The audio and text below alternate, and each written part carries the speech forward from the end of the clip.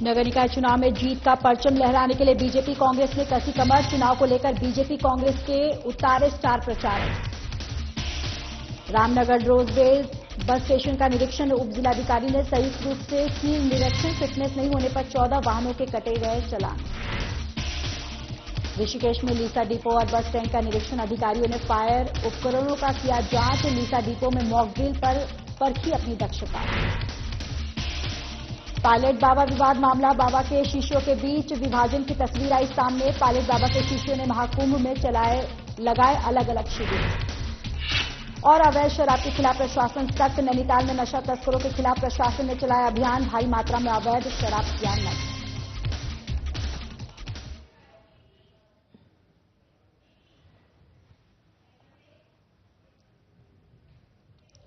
नमस्कार, बहुत स्वागत है आप सभी का उत्तराखंड के बुलेटिन में। मैं हूं आपके साथ ज्योति यादव। चलिए बुलेटिन की शुरुआत करते हैं। सीएम पुष्कर सिंह धामी बरेली पहुंचे, जहां उन्होंने 29वें उत्तरायणी मेले का शुभारंभ किया। और आइए अब आपको सीधा रुख कराते हैं बरेली का, जहां मुख्यमंत्री पुष्कर सिंह धामी उत्तरायणी मेले कार्यक्रम में उपस्थित जनसमूह को संबोधित कर रहे हैं।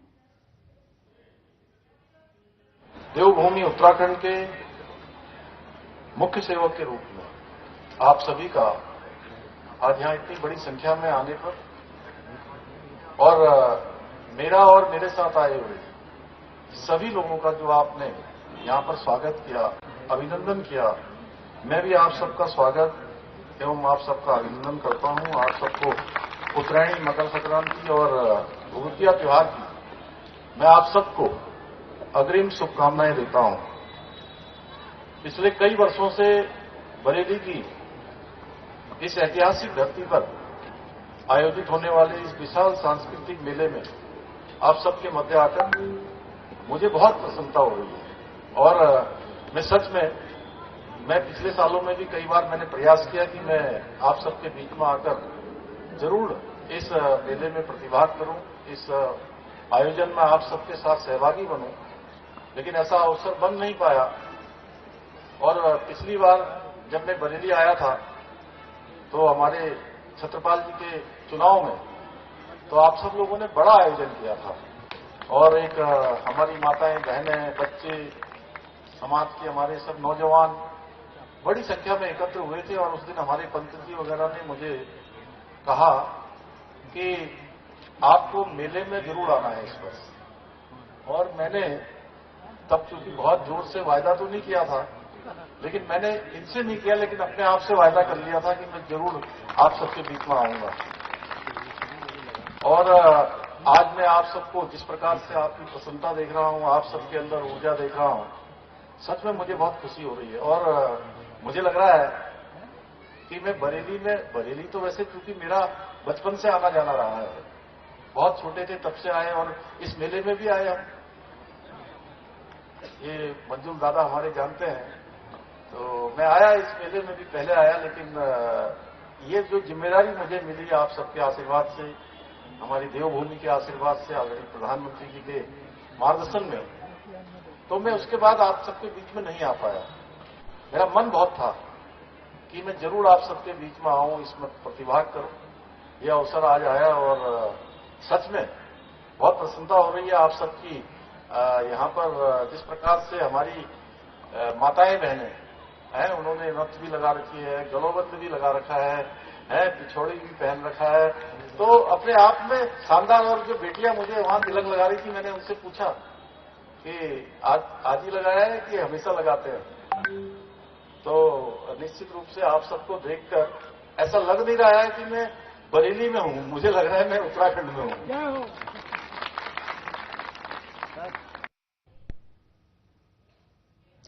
चलिए रुकेंगे एक छोटे से ब्रेक के लिए, जल्द हाजिर होंगे।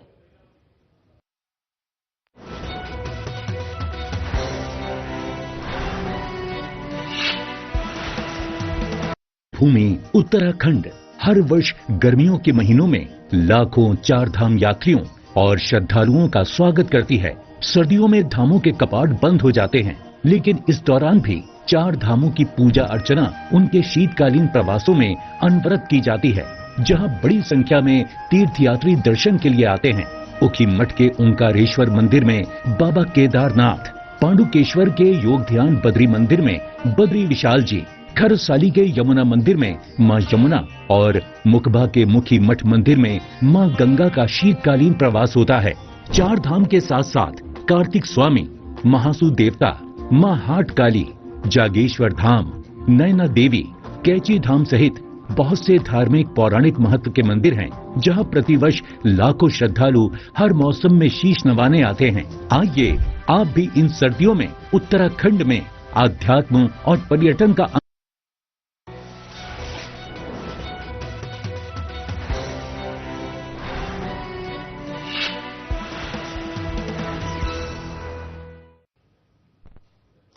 ब्रेक के बाद स्वागत है आप सभी का। चलिए आगे बढ़ते हैं। उप जिलाधिकारी रामनगर राहुल शाह ने संयुक्त टीम के साथ रामनगर रोडवेज स्टेशन और अन्य प्रमुख सड़कों पर सार्वजनिक परिवहन वाहनों का निरीक्षण किया।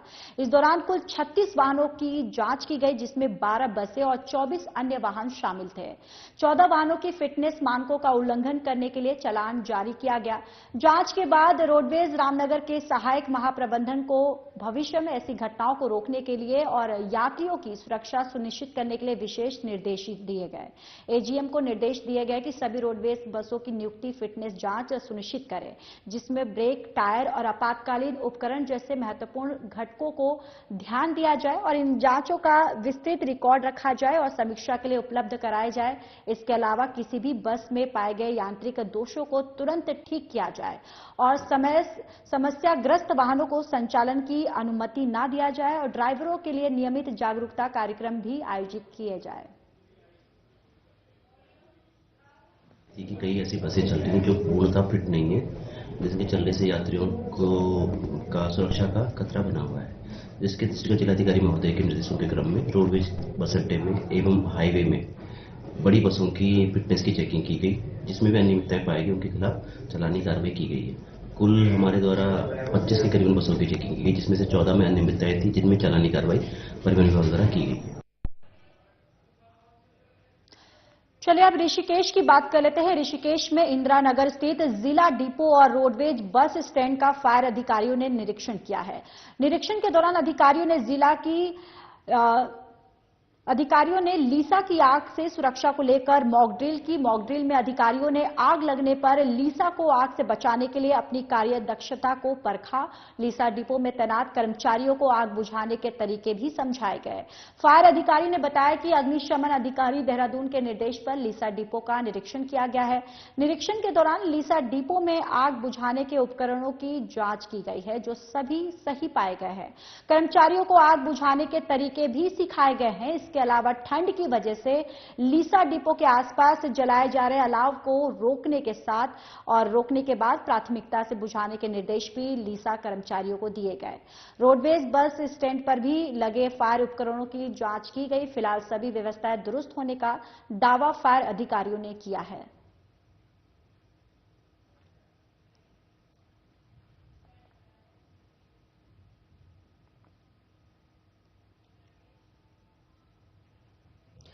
खबर हरिद्वार से है, जहां पायलट बाबा विवाद को लेकर महाकुंभ प्रयागराज का आगाज हो चुका है। जहां महायोगी पायलट बाबा का शिविर लगा करता था, तो वहीं से शिष्यों के बीच विभाजन की तस्वीर जो है वो सामने आ रही है। अब शिष्यों ने अपने अलग अलग शिविर लगाए हैं। बताते चले कि हाल ही में पायलट बाबा की हत्या की रिपोर्ट सासाराम में पोते अभिषेक कुमार सिंह ने दर्ज कराई थी, जिसमें चेतनागिरी और अन्य लोगों के खिलाफ संपत्ति के लिए हत्या का मामला दर्ज हुआ है। मामले को लेकर हरिद्वार एसएसपी के निर्देश पर पुलिस टीम जांच कर रही है।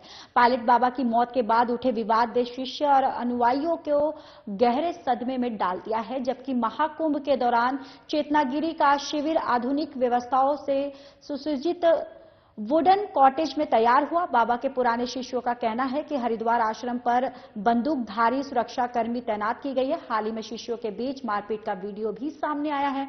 वहीं विदेशी अनुयायी भी इस विवाद से आहत है और चिंतित है। इस मामले में महाकुंभ ने चर्चा का माहौल जो है वो पूरी तरह से गर्म कर दिया है।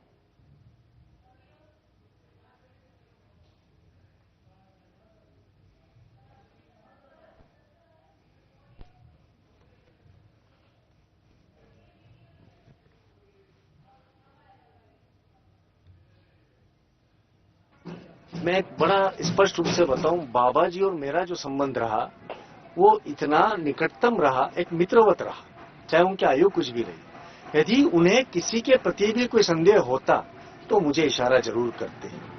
वो किसी बात से नाराज होते थे तो वो व्यवस्था के प्रति होते थे, व्यक्ति के प्रति कभी भी नहीं हुए। और जो आरोप लगे हैं उन आरोप के पीछे मुझे पता नहीं क्यों ऐसा एक लगता है कि इसके गंभीर चिंतन की आवश्यकता है कि जिनको आप बचपन से पाल रहे हो वो व्यक्ति कभी आपके खिलाफ सोच नहीं सकता है, क्योंकि आपने उनका जीवन पूरा पाला पोषित किया है। जांच के विषय उनको जांच पे छोड़ दे हम लोग, ज्यादा बेहतर है। महाकुंभ का आगाज हो चुका है। देश विदेश से अनुयायी जो हैं वो अपने अपने गुरुजनों के शिविर में कल्पवास करने प्रयागराज महाकुंभ पहुंच रहे हैं। इसी बीच आध्यात्मिक गुरु जो हैं पायलट बाबा, उनका जो विवाद है, विवाद के चलते जो उनके श्रद्धालु हैं और अनुयायी हैं वो बेहद आहत हैं और चिंतित हैं। दरअसल हाल ही में सासाराम में रिपोर्ट दर्ज कराई गई है जिसमें मुख्य आरोपी उनकी शिष्या चेतना गिरी और अन्य 5 पर मामला दर्ज हुआ है। हम आपको बता दें, बाबा के शिष्यों के बीच प्राणघाती हमले का जो वीडियो है वो भी सामने आया है। पायलट बाबा के जो शिष्य हैं और उनके 2 खेमे हो चुके हैं और दोनों ही खेमे एक दूसरे के ऊपर आरोप प्रत्यारोप लगा रहे हैं। फिलहाल चेतनागिरी और श्रद्धागिरी को लेकर जो विवाद है वो लगातार गहराता जा रहा है। वहीं शिष्यों की अगर माने तो उनका कहना है कि कहीं ना कहीं अभी मुकदमे और भी दर्ज होंगे। और हम इस मामले पर नजर बनाए हुए हैं। जो भी ताजा अपडेट होगा वो हम आपको देते रहेंगे। प्रदीप सिंह यादव की। चलिए यहां रुकेंगे और एक छोटे से ब्रेक के लिए जल्द हाजिर होंगे।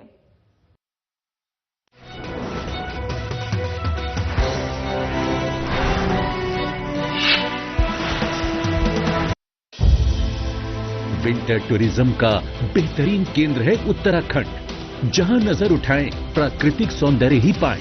परिवार के साथ शांति की तलाश हो या चाहिए दोस्तों के साथ थोड़ा थ्रिल, सब कुछ मिलेगा यहाँ।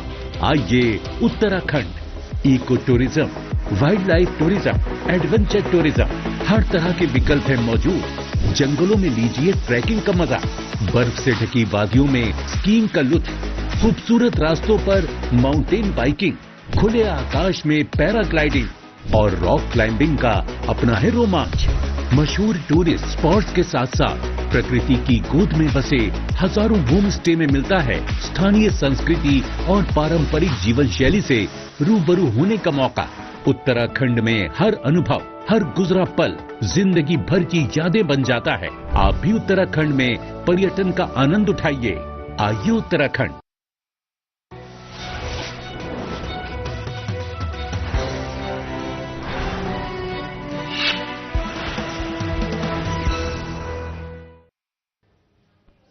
चलिए खबरों में आगे बढ़ते हैं। चोरों के हौसले इतने बुलंद हो गए हैं कि वो अब मंदिरों को भी निशाना बनाने से चूक नहीं रहे हैं।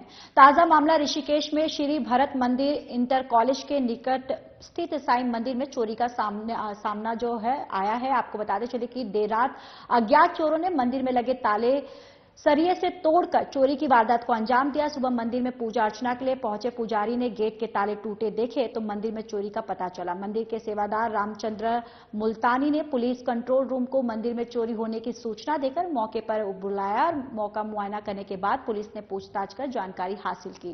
रामचंद्र मुल्तानी ने बताया कि पुलिस को मंदिर में चोरी होने की तहरीर दे दी गई थी और चोरों ने मंदिर में लगा एक बड़ा घंटा और दान पात्र जो है वो चोरी कर ले गए हैं।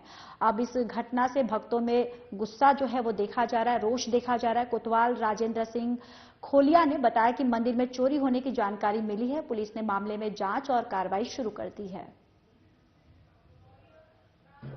चोरी का पता चला, सवेरे फोन आया बाबा जी का, फिर उसमें मैं आया, मंदिर पहुंचा फटाफट, तो तब बताया पंडित जी ने कि मैं सवेरे आया तो एक दरवाजा खुला हुआ था और एक चैनल गेट खुला हुआ था, ताले एक भी नहीं है, सब टूटे हुए हैं। फिर अंदर जाके देखा तो एक सरिया पड़ा हुआ था, एक ताले का जो लॉक सा ऊपर होता है वो कुंडी सी वो पड़ी, बाकी कोई ताला नहीं मिला, कोई कुंडी वो कुछ नहीं मिला, चेन वैन कुछ नहीं मिला।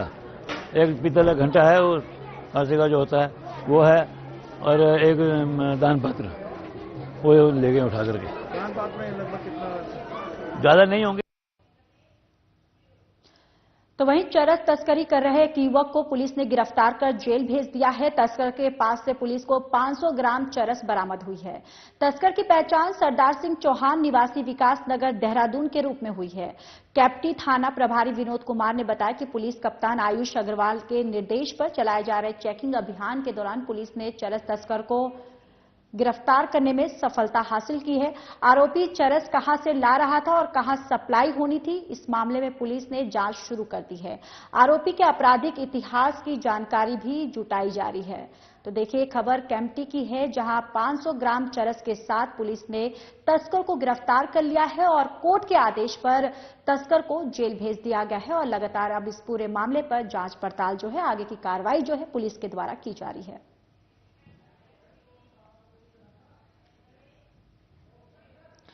मुख्यमंत्री पुष्कर सिंह धामी के ड्रग्स फ्री देवभूमि के सपने को साकार करने के लिए नैनीताल पुलिस का अभियान लगातार जारी है।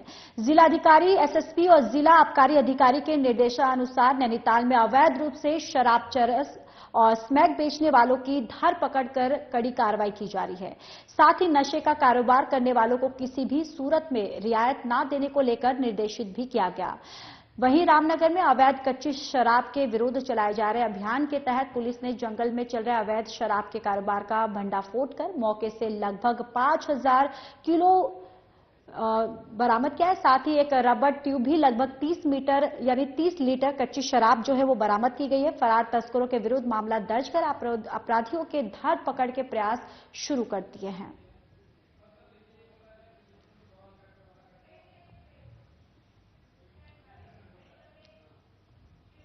यहां रुकेंगे एक छोटे से ब्रेक के लिए, जल्द हाजिर होंगे।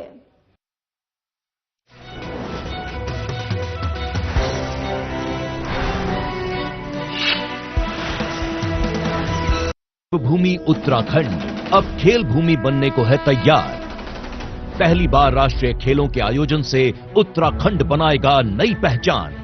28 जनवरी से 14 फरवरी 2025 तक आयोजित होने वाले नेशनल गेम्स की तेजस्विनी मशाल और शुभंकर मौली देश भर के खेल प्रेमियों को लुभा रहा है। इस ऐतिहासिक अवसर को सफल बनाने के लिए राज्य में खेलों का बेहतरीन इंफ्रास्ट्रक्चर तैयार किया गया है, जहां प्रदेश के खिलाड़ी जमकर पसीना बहा रहे हैं।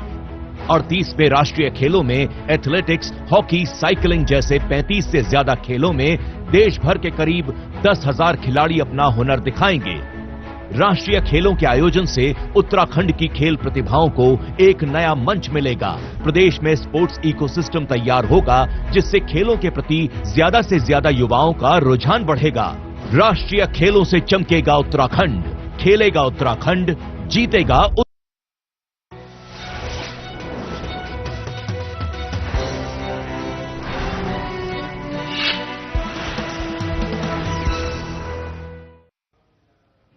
ब्रेक के बाद स्वागत है आप सभी का। चलिए अब आगे बढ़ते हैं, रुक कर लेते हैं इस वक्त की बड़ी और अहम जानकारी की ओर। नगर निकायों चुनाव के लिए स्टार प्रचारक की सूची जारी कर दी गई है। देखिए ये बड़ी जानकारी, जहां नगर निकायों चुनाव में जीत का परचम लहराने के लिए बीजेपी कांग्रेस ने कमर कस ली है। प्रत्याशियों को जीत दिलाने के लिए मैदान में बीजेपी कांग्रेस के स्टार प्रचारक जो है वो उतार दिए गए हैं और कांग्रेस के बाद अब बीजेपी ने स्टार प्रचारकों की सूची जारी कर दी है। ये बड़ी जानकारी, जहां UP CM Yogi Adityanath, CM Dhami, प्रदेश प्रभारी दुष्यंत गौतम और प्रदेश अध्यक्ष महेंद्र भट्ट का नाम जो है वो स्टार प्रचारकों में शामिल है। कई निकायों में त्रिकोणीय मुकाबले के आसार जो है वो भी देखे जा रहे हैं। ऋषिकेश, मसूरी, रुड़की, श्रीनगर सहित कई जगहों पर प्रत्याशियों ने कड़ी टक्कर देखी जा रही है। कई जगहों पर राष्ट्रीय पार्टियों के प्रत्याशियों को सीधी टक्कर दे रहे हैं। निर्दलीय और बागियों ने बीजेपी कांग्रेस का जो माहौल है वो बिगाड़ दिया है। बागियों को मनाने में पार्टियां असफल हुई और कई स्थानों पर बागियों ने बीजेपी और कांग्रेस को अपना समर्थन भी दिया है। तो नगर निकाय चुनाव में जीत के लिए परचम जो है वो लहराने के लिए कांग्रेस और बीजेपी जो है वो पूरी तरह से कमर कस ली है। दोनों ही पार्टियों की तरफ से स्टार प्रचारक की जो लिस्ट है वो जारी कर दी गई है।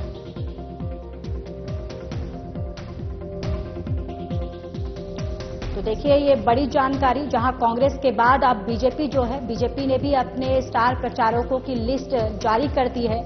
और वहीं देखिए ये मुकाबला जो है ये काफी दिलचस्प हो गया है, क्योंकि कहीं ना कहीं जो निर्दलीय हैं यहां पर दोनों पार्टियों को टक्कर देते हुए भी नजर आ रहे हैं।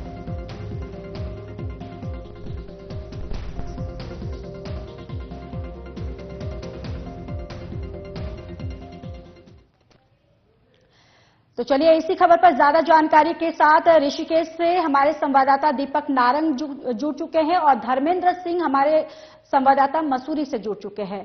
सबसे पहले दीपक आपके पास आते हुए देखिए, अभी मुकाबला जो है काफी दिलचस्प हो गया है। अब यहां पर बीजेपी जो है 93 नगर निकायों की सीट पर लड़ रही है। अब वही अब देखा जाए तो 40 प्रत्याशियों के यानी स्टार प्रचारकों की लिस्ट जो है वो बीजेपी की तरफ से जारी कर दिया गया है। इन लिस्ट में किन किन के नाम है?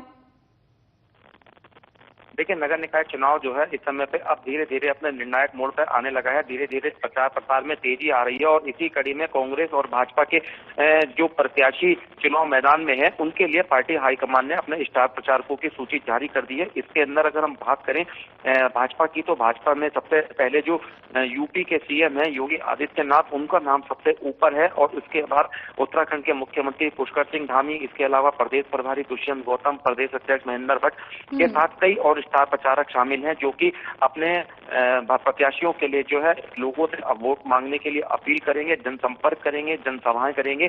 और इसके साथ साथ सबसे बड़ी बात यह है कि जितने भी इनके प्रत्याशी हैं, चाहे वो वार्ड में है, चाहे मेयर के लिए है, चाहे निकाय अध्यक्ष पद के लिए जितने भी लड़ रहे हैं, उनके लिए एक अनोखी रणनीति भी तैयार की जा रही है जिससे कि कांग्रेस को या विपक्षी दल में जो निर्दलीय खड़े हैं उनको हराने के लिए भाजपा पूरी तरीके से काम कर सके।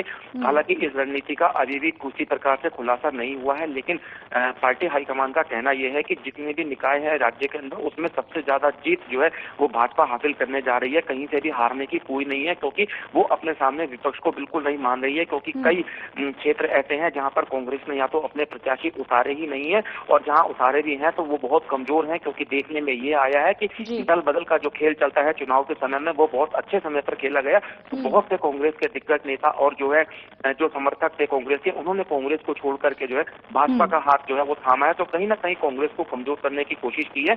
इस समय पर अगर देखा जाए तो भाजपा अपने आप में जो है वो काफी तेज और अच्छे महसूस अपने आप को कर रही है। इस प्रकार के दावे किए जा रहे हैं, लेकिन स्टार प्रचारकों की लिस्ट को देखकर लोगों का कहना है कि कहीं ना कहीं बीजेपी को डर है, इसलिए वो अपनी जीत के लिए स्टार प्रचारकों में योगी आदित्यनाथ जैसे नेता को जो है यहाँ पर उतारने जा रही है छोटे से चुनाव में। कांग्रेस ने भी इस मामले में जो है चुप्पी ली है और कांग्रेस का प्रयास भी यही है कि वो कहीं ना कहीं ये चुनाव जीते और उसके लिए वो अपने तरीके से साम दाम दंड भेद सब अपनाने की कोशिश कर रही है। प्रति मतदाताओं को रिझाने के लिए जो है सरकार की विफलताओं को गिनाने का काम कर रही है और अपनी जो उनकी भावी योजनाएं हैं, जो रणनीति वो बना रही है, उसको लेकर के वो मैदान में जा रहे हैं। विकास की बात कर रहे हैं, लेकिन 23 जनवरी को जब चुनाव होगा तो उसी में क्लियर हो पाएगा कि आखिरकार मतदाता किसे प्रत्याशी के रूप में चुनते हैं, किसे वोट डालते हैं और 25 तारीख को किसको सत्ता की चाबी सौंपते हैं। बिल्कुल बिल्कुल दीपक, जिस तरीके से आप बता रहे कि अब यहाँ पर जो स्टार प्रचारकों की लिस्ट जो है वो जारी हो गई है, अब उस पे भी दोनों पार्टियां जो है वो आमने सामने आती हुई नजर आ रही है और साथ ही साथ अब आरोप प्रत्यारोप का दौर जो है इन लिस्ट पर भी अब यहाँ पर होता हुआ दिखाई दे रहा है। बढ़िया, मैं आपके पास आऊंगी, लेकिन धर्मेंद्र आपके पास आते हुए वहां मसूरी में आप किस तरीके का माहौल देख पा रहे हैं, या पार्टियों में कार्यकर्ताओं में किस तरीके का जोश देख पा रहे हैं, किस तरीके की तैयारियां आप देख पा रहे हैं वहां? चुनाव प्रचार ने एक बार फिर से जो है गति पकड़ ली है। लगातार जो भाजपा और कांग्रेस के जो प्रत्याशी हैं, साथ ही जो निर्दलीय प्रत्याशी हैं, इन्होंने जगह जगह घर घर जाकर चुनाव प्रचार कर रहे हैं और जो निश्चित तौर पर यहाँ जो है इस समय चुनावी माहौल काफी गर्मा चुका है। लगातार जो है चुनाव में जो भारतीय जनता पार्टी हो चाहे कांग्रेस हो, इनके भी स्टार प्रचारकों की जहां तक मैं बात करूं तो आज जो है कैबिनेट मंत्री गणेश जोशी की प्रेस कॉन्फ्रेंस है 3:30 बजे, और उसमें जो है खुलासा होगा कि कौन कौन स्टार प्रचारक जो है मसूरी में आएंगे भारतीय जनता पार्टी की ओर से। साथ ही जो कांग्रेस की बात की जाए तो कांग्रेस ने भी अभी रणनीति बना ली है एक कि किस तरीके से जो है मसूरी में जो चुनाव हो इस मतदाताओं को किस प्रकार से अपने पक्ष में करना है। इसके लिए भी उन्होंने जो है आला नेताओं से बातचीत की है। जो यहाँ के जो स्थानीय नेता है वो भी स्टार प्रचारकों को लाने के लिए पूरा प्रयास कर रहे हैं कि किसी तरीके से मसूरी जो एक हॉट सीट मानी जाती है पूरे उत्तराखंड में, नंबर 1 की नगर पालिका जो मैं कहूँ आय के माध्यम से हो चाहे पर्यटकों के माध्यम से हो, पहले नंबर पर आती है उत्तराखंड में मसूरी नगर पालिका। तो इसको भी जो है भारतीय जनता पार्टी हो चाहे कांग्रेस हो अपने पक्ष में करने का प्रयास कर रही है। बिल्कुल, लेकिन धर्मेंद्र बिल्कुल देखिए, लेकिन कहीं ना कहीं कहीं बहुत सारे ऐसे बूथ हैं जहां पर मामला जो है, ये चुनाव जो है त्रिकोणीय होता हुआ भी दिखाई दे रहा है। बिल्कुल, कई ऐसे जो कई जगह ऐसे है जो बिल्कुल जो सभासद पद की बात करूं तो कई ऐसे वार्ड हैं कि जो सिर्फ 2 प्रत्याशी मैदान में है और आमने सामने की टक्कर है। कई ऐसे वार्ड है कि जहां त्रिकोणीय मुकाबला है और कई ऐसे हैं कि जहां 8-8, 9-9 प्रत्याशी भी खड़े हैं। तो इससे लगता है कि कहीं ना कहीं जो है जो मुख्य मुकाबला देखा जा रहा है तो निर्दलीय प्रत्याशी हो जो 28 पद के लिए मैं बताऊं आपको कि भारतीय जनता पार्टी और जो कांग्रेस है, साथ ही जो निर्दलीय प्रत्याशी है वो भी लगातार जो है मुकाबला रोचक बना रहे हैं लगातार। बिल्कुल धर्मेंद्र, जिस तरीके से आप बता रहे हैं कि बीजेपी और कांग्रेस जो है वो लगातार ये मुकाबला जो है काफी इंटरेस्टिंग बनाने की यहाँ पर कोशिश भी की जा रही है, तो वहीं बात करें तो कई जगहों पर मुकाबला जो है वो त्रिकोणीय होता हुआ भी दिखाई दे रहा है।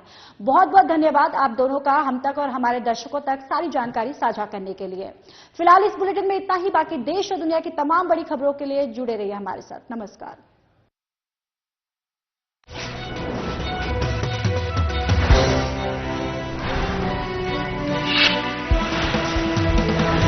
भूमि उत्तराखंड।